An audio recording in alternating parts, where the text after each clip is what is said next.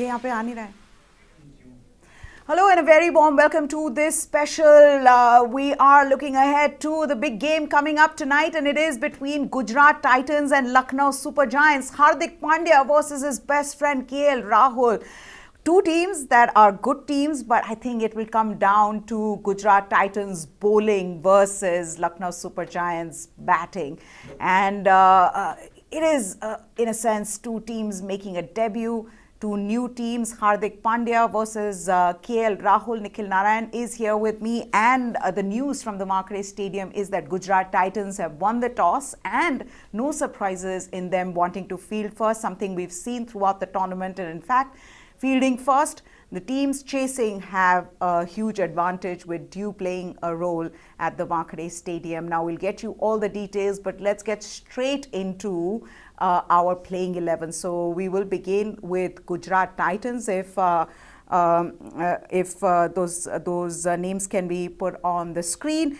Gujarat Titans playing 11. Then Shubman Gill is there. Matthew Wade, their wicketkeeper, a good player. Vijay Shankar is there. There was a talk around whether they would want to put in Riddhiman Saha, but they've gone in with the services of Vijay Shankar. Abhinav Manohar, he's part of the side from Karnataka, good batsman. Then there is Hardik Pandya, David Miller is there, Rahul Tewatia, Rashid Khan, Lockie Ferguson, Varun Aaron is there, and the experience of Mohammad Shami. So that is the Gujarat Titans lineup. Your first reaction, Nikhil, to this team? Unexpected lines. I expected Sai Kishore to be there, but Varun Aaron is there. That's a bit of a surprise, but nothing much to be startled. I think the key will be Matthew Wade actually at the top of the order. He's a very underrated batsman. He did brilliantly for Australia, if you remember, in the T20 World Cup. Brilliant knocks at the top of the order at a high strike rate. So he will be a key. Also watch out for this batsman, Abhinav Manohar. Along with Tilak Verma, he is regarded as one of the most talented batsmen in the domestic circuit. Very good strike rate of 115, 4 matches for Karnataka. That's Abhinav Manohar. So that is the team for Gujarat Titans. Now, a lot of people might say that, you know what, this isn't the strongest batting lineup that they could have put together. But having said that, I think they have the bowling attack. Lockie Ferguson there, we know he can be the X factor for them. There is, of course, Mohammad Shami. There is Rashid Khan. Hardik Pandya, another thing is whether Hardik Pandya will be bowling. This is something that people have asked him before, and he said, look, this is a surprise for all of you. Whether he will be bowling, that's that's a question that people would want answers to. But that is the team. We'll move on to Lucknow Super Giants now. Let's take a look at Lucknow Super Giants playing 11. KL Rahul, the captain of the side, who will be opening today with Quinton de Kock, and that is an absolutely brilliant opening for any team in the IPL. Evan Lewis is part of the squad. Manish Pandey, the experience of Manish Pandey playing in the IPL for various teams. Deepak Huda, he's there. Krunal Pandya, for the first time in the history of the IPL, the two Pandya brothers are playing for two different teams. So Krunal Pandya up against Hardik Pandya in the other team. Mohsin Khan is there. And then there is Ayush Bhadoni from Delhi. He's an off spinner. Dushmanta Chamira. Ravi Bishnoi. Just Ravi Bishnoi. So exciting to see Ravi Bishnoi do well. 22 years old, but we've seen what Ravi Bishnoi has done already in the IPL and what he's done in international cricket. Young, but exciting, and I'm looking forward to watching him. And then there is, of course, Avesh Khan. This team looks good given the fact that some of their key players, some of the foreign players, are not part of this side yet. We still don't have Jason Holder, Marcus Stoinis, who will be missing the side. Despite that, this team looks good. A very fine unit. They've covered all bases, even though they don't have some of their overseas stars. For me, the best opening partnership in Rahul and Quinton de Kock. Between them, they have thousands of runs in the last few seasons of the IPL. I am also very happy that Evan Lewis is playing. He's a very dangerous batsman at the top of the order. In fact, his T20I strike rate is amongst the top 5 in the history of the format. He's a very dangerous batsman at the top of the order. Ravi Bishnoi, very exciting leg spinner. Krishnappa Gautam, watch out for him, hard-hitting batsman lower down the order. Avesh Khan had a brilliant season last season. So, a very good team. A very good balanced team, and I think therefore they have the edge going into this match. Okay, now let's talk about the specifics. Number one, I want to see which Hardik Pandya will turn up. Hardik Pandya is somebody Gujarat Titans is pinning up their hopes on. He is the one player, not just as a player, but as a captain. Whether that pressure of captaincy, remember Hardik Pandya hasn't captained a side before in the IPL or at any level. So what will that be like for Hardik Pandya? That's the big question. And that's where, the difference will be. Hardik Pandya in 2019 and 2020 was a different player. But Hardik Pandya in 2021, just one high impact knock there from him.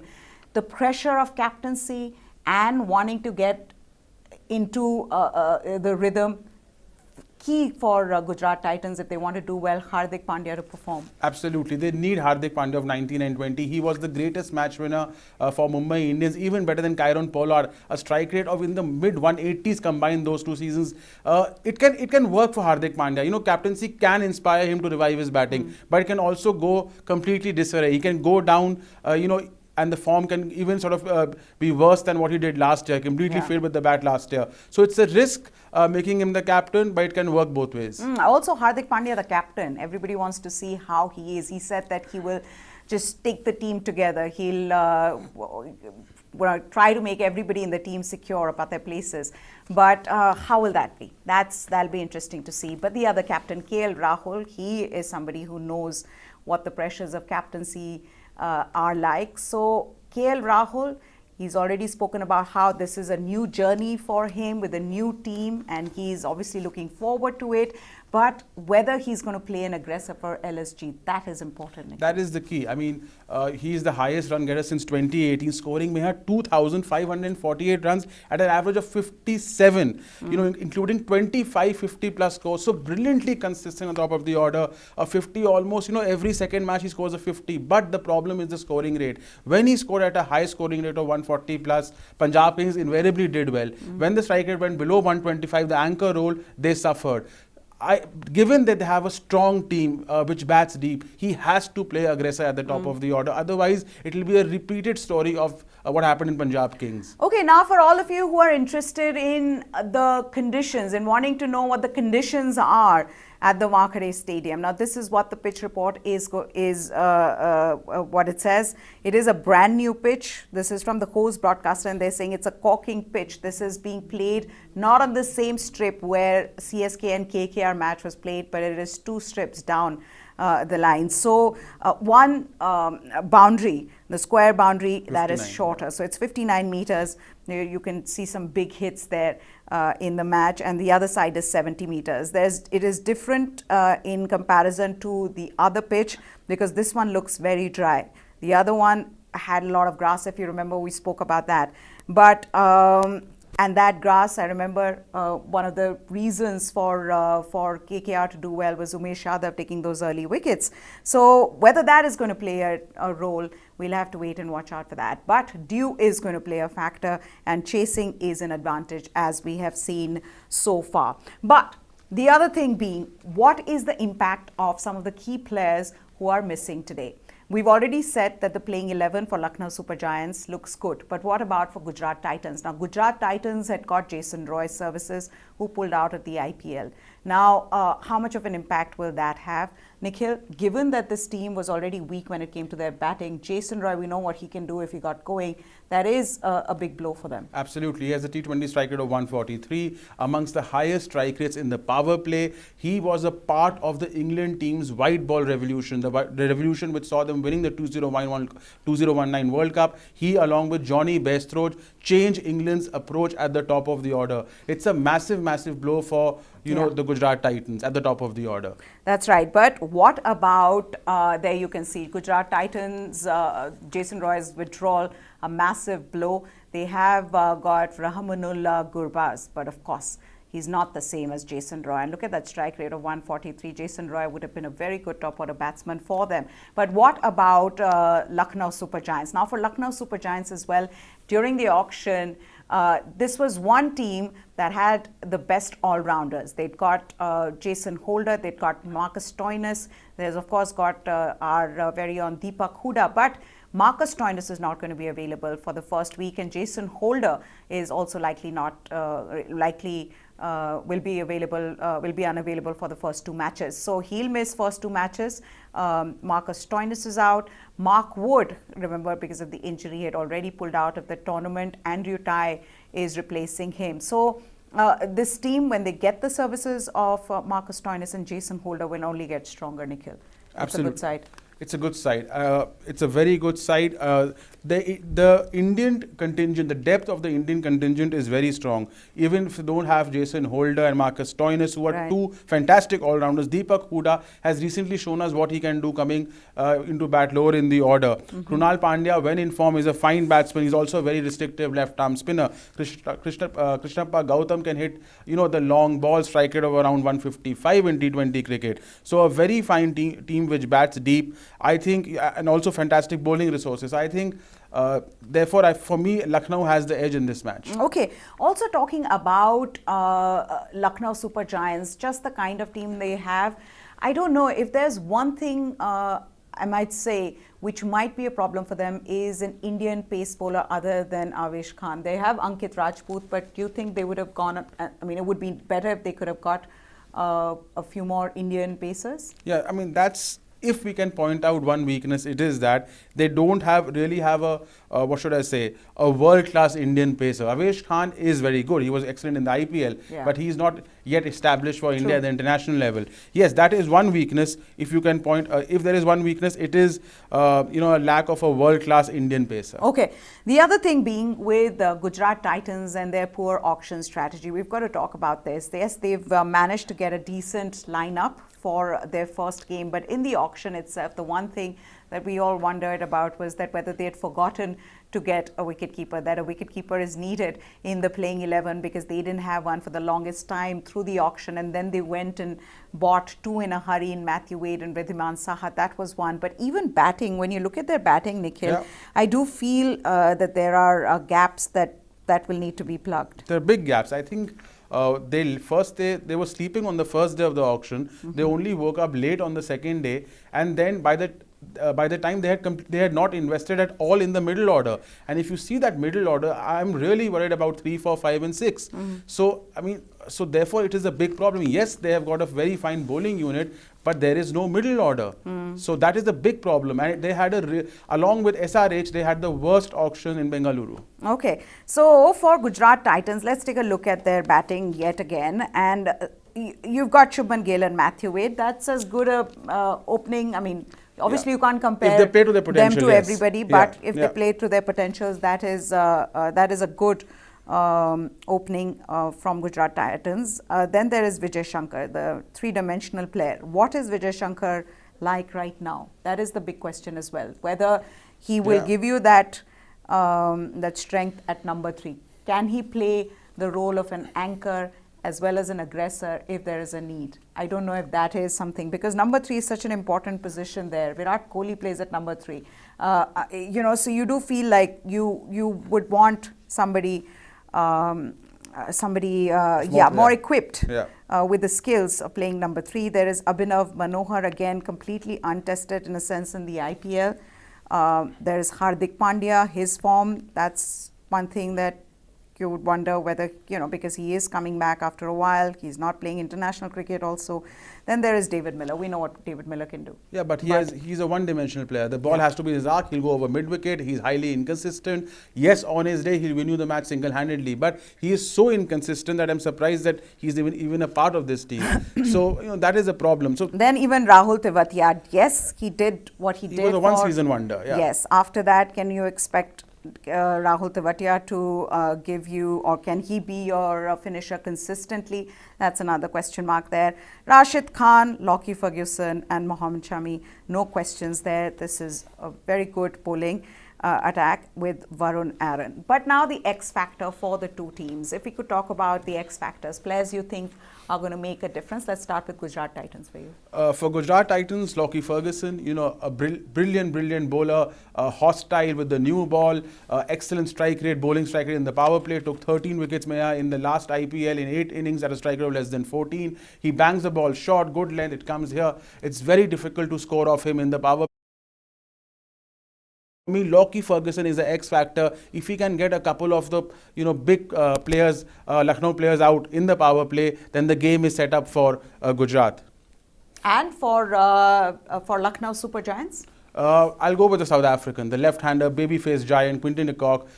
He's been the unsung hero for Mumbai Indians. 500 runs in 19 and 20 each season when they won. He gives them the start at the top of the order. He knows how to pace his innings. He's been one of the finest batsmen for South Africa in a team full of superstars when he played along with AB, Amla and Du Plessis. So for me, Quinton de Kock at the top of the order is going to be the X factor. I think he's going to play the role of the aggressor. I think he's going to go after the bowling, and we'll see Quinton de Kock at his finest in this tournament. Let's talk a little bit about Ravi Bishnoi as well.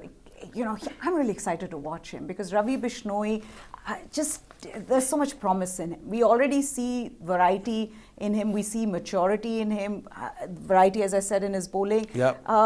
Just an exciting prospect. Very exciting. See what Ravi Bishnoi does. He's not a conventional leg spinner. He only bowls googlies. So what you call the wrong gun. So his stock delivery is the wrong gun or the googly, and he surprises you with the leg spinner.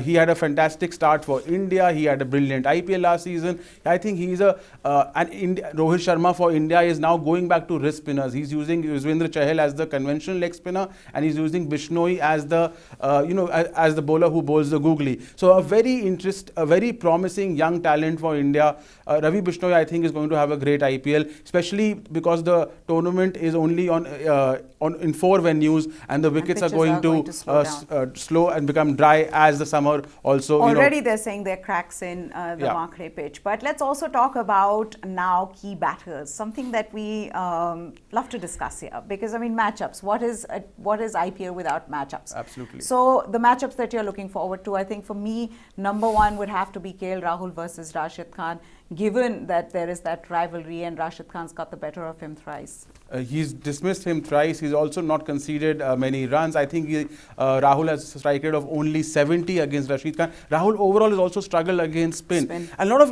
top Indian order batsmen, including the great Virat Kohli, have struggled against spin. So Rahul has a strike rate of around 111 against spin. Quinton de Kock versus Mohammad Shami. Of course, Mohammad Shami can swing the new ball. This is going to be a fantastic battle in the power play. Bishnoi versus Hardik Pandya and the death towards the 14th, 15th over.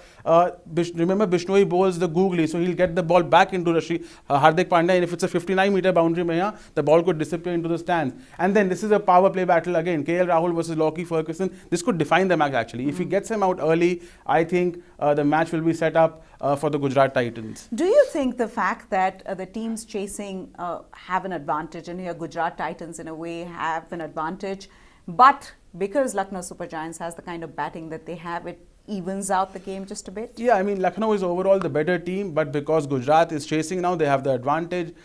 Chasing, there's due factor, it's a small ground. All 3 teams in this tournament have one chasing. So now the match is, nicely balanced. I would still give it because to Lucknow Super Giants, because the overall 11 is stronger than Gujarat Titans, but the match is more balanced now, 55-45 now. Okay, now before we go, let's just take a look at the playing 11 for the 2 teams. As I said, Gujarat Titan have won the toss at the Wankhede and have opted to field first, but the playing 11, let's begin with Gujarat Titans straight away then.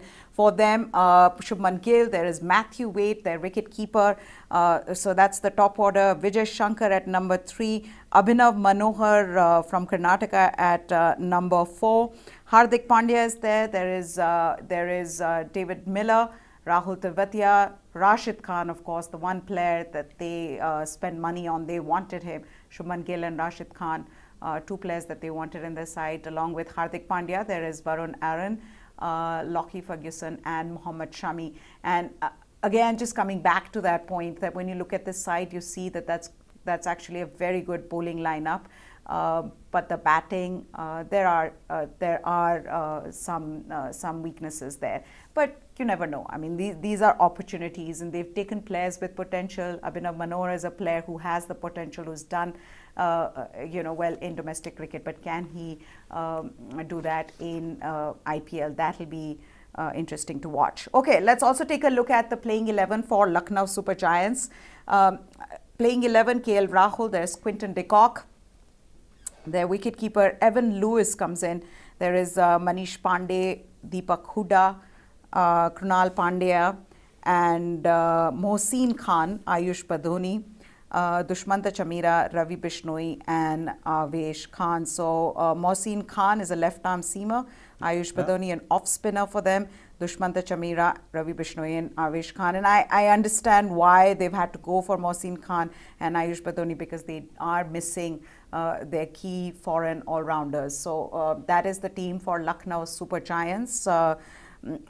It's going to be a cracker of a match. Both teams have something to prove, because these two teams are debuting this season. So, with Hardik Pandya starting a new journey with a new team, and with KL Rahul.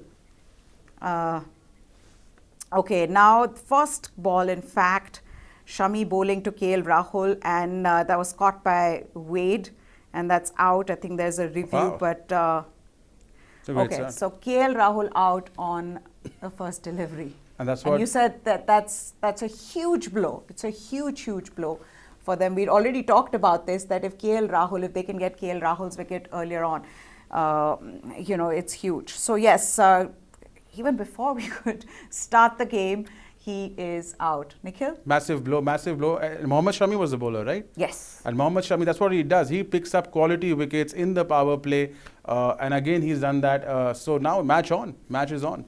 This is now going to be a more closely contested contest than we thought, Meha. I don't know how, what must go through a player's mind, at a situation like this. You've gone in, first ball you get out. You're, he's talked about it throughout, about how this is a new journey for him with a new team. He's looking to just sort of start afresh, and you go out and you get out first ball. It must be heartbreaking. It must be heartbreaking, but now he's also the captain. He has to think about the team. So now he has to think what's a good score, how will he defend. So now all those things will also play in KL Rahul. Although he was the captain also at Punjab Kings, but this is a new journey. There's more expectation. He failed for Punjab Kings, so therefore against a player who was his teammate.